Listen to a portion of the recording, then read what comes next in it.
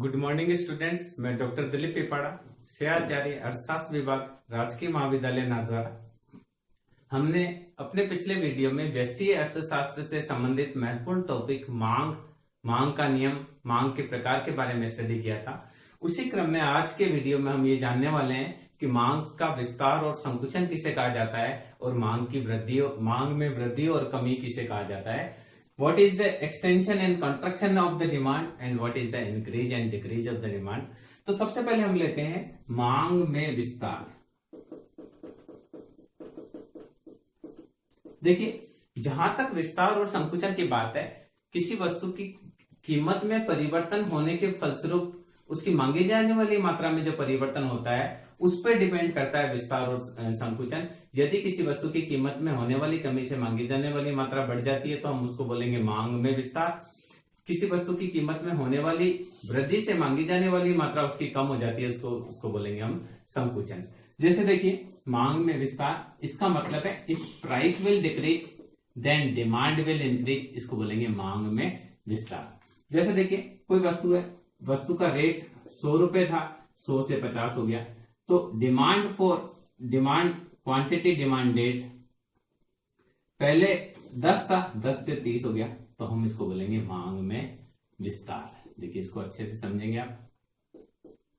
जब 100 रुपए था तो खरीदी जाने वाली मात्रा थी 10, जब 50 रुपए हो गया तो खरीदी जाने वाली मात्रा हो गई 30। तो ए से बी तक ये जो मूवमेंट है इसको बोलते हैं मांग में विस्तार। अर्थात किसी वस्तु की कीमत में होने वाली कमी से मांगी जाने वाली मात्रा बढ़ती है। यहाँ 100 रुपए से कीमत 50 रुपए हुई तो मांगी जाने वाली मात्रा 10 से बढ़कर 30 हो गई। ये Q1 और ये Q2, तो इस मांग मात्रा इसको लेंगे, तो इसको बोलेंगे मांग में विस्तार। ए से बी तक मूवमेंट है जो मांग में विस्तार को बताता है। इसी प्रकार से देखिए, मांग में संकुचन। देखिए, किसी वस्तु की कीमत बढ़ जाए, मान लीजिए कीमत पहले थी 50 रुपए, 50 रुपए से हो गई 150 रुपए, तो क्वांटिटी डिमांडेड पहले था 10, अब बढ़ रह गया 2, तो यहां होगा मांग में संकुचन। तो इसको हम प्लॉट करेंगे।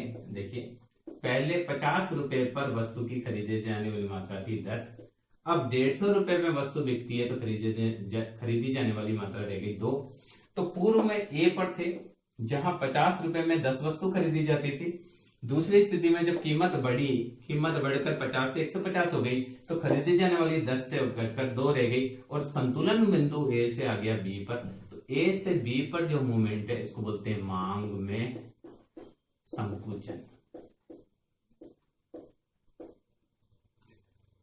यहां हमको ये ध्यान रखने वाली बात है कि मांग में विस्तार में उसी मांग वक्र पर उपभोक्ता ऊपरी बिंदु से निचले वाले बिंदु पर जाएगा, और जबकि मांग में संकुचन पर उसी मांग वक्र पर मूवमेंट नीचे से ऊपर की ओर होगा। यानी पहले ए से बी की ओर हो रहा है, बाद में हम इसको उल्टा भी लिख सकते हैं कि जिसको हम बी लिखें, इसको ए लिखें, तो हम इसको लिख सकते हैं कि सेकंड स्थिति में बी से ए की ओर रहता है संकुचन, ए से बी की ओर रहता है विस्तार। अब हम देखेंगे कि मांग में वृद्धि और कमी किसको कहते हैं। देखिए, जब कीमत वही रहे और अन्य कारणों से मांग बढ़ जाए, देखिए मांग में वृद्धि, तो इसको लिखेंगे मांग में वृद्धि। देखिए, सपोज कीजिए दूध 50 रुपए लीटर है और हमारे घर में डिमांड जो है, डिमांड दूध की है 2 लीटर। कीमत दूध की 50 रुपए लीटर है और हमारे घर में 2 किलो दूध खरीदा जाता है। अब मान लीजिए कीमत तो वही 50 रुपए, और किसी समय में हमारे घर पर मेहमान ज्यादा आ गए, और मेहमान ज्यादा आ गए तो हमने उसको क्या लिया, उसी 50 रुपए पर दूध की मात्रा ली 10 लीटर। तो देखिए, इसको बोलेंगे मांग में वृद्धि। तो यहां देखिए, फर्स्ट स्थिति देखिए, ये डिमांड कर्व है, 50 रुपए लीटर दूध है, हम 2 लीटर दूध खरीदते हैं। अब दूध 50 रुपए लीटर ही है, पर हमारे घर पे मेहमान आ गए, मेहमान आने की वजह से हमने 10 लीटर खरीदा। तो यहां से ये जो मूवमेंट हुआ, ये मांग वक्र नया बना है, क्योंकि कीमत में कोई परिवर्तन नहीं हुआ, तो मांग वक्र हमारा इधर शिफ्ट हो जाता है, नया मांग वक्र डी डैश से शो किया गया है और नया संतुलन बिंदु ए से बी पर आ गया, तो इसको बोलेंगे मांग में वृद्धि। यहां देखने की बात यह है कि मांग में विस्तार में उसी मांग वक्र पर उपभोक्ता ए बिंदु से बी बिंदु पर जाता है, जबकि मांग में वृद्धि की स्थिति में ये जो कर्व है वो हमारा दाईं तरफ शिफ्ट हो जाएगा। पहले जो कर्व था डी था, अब डी डैश हो गया। इसी प्रकार से देखिए, कीमत किसी वस्तु की वही रहे, कीमत मान लीजिए दूध की, कीमत मान लीजिए दूध की है 50 रुपए और हमारे यहाँ क्वांटिटी परिवार में 10 जने हैं, डिमांड फॉर मिल्क है वो 10 लीटर का है। अब मान लीजिए हमारे घर के कई सदस्य बाहर घूमने चले गए, तो वही 50 लीटर 50 रुपए की कीमत पर अब 4 किलो ही दूध खरीदा जा रहा है। तो ऐसी स्थिति में जो कर्व बनेगा उसको आप देखिए, पहले की स्थिति 50 रुपए लीटर दूध है और हमारे घर में दूध खरीदा जा रहा है 10 लीटर। अब मान लीजिए हमारे परिवार के जो सदस्य थे वो कहीं घूमने चले गए, कोई पढ़ने के लिए बाहर निकल गया, किसी की नौकरी बाहर हो गई या किसी भी कारण से हमारे पारिवारिक सदस्य कम हो गए, तो अब मांगी जाने वाली मात्रा दूध की घटकर 10 से रह गई 4, जबकि दूध का रेट वही है। इसका तात्पर्य यह है कि अन्य बातों के कारण जब मांग प्रभावित होती है, कीमत के अतिरिक्त आय में परिवर्तन की वजह से भी मांग में चेंज हो सकता है, परिवार में सदस्यों की संख्या की वजह से भी मांग में चेंज हो सकता है, जलवायु के कारण भी चेंज हो सकता है, मौसम के कारण भी चेंज हो सकता है, आपकी जानकारी के कारण भी, बहुत सारे ऐसे कारण हैं जिसकी वजह से कीमत वही रहने पर मांगी जाने वाली मात्रा चेंज हो सकती है।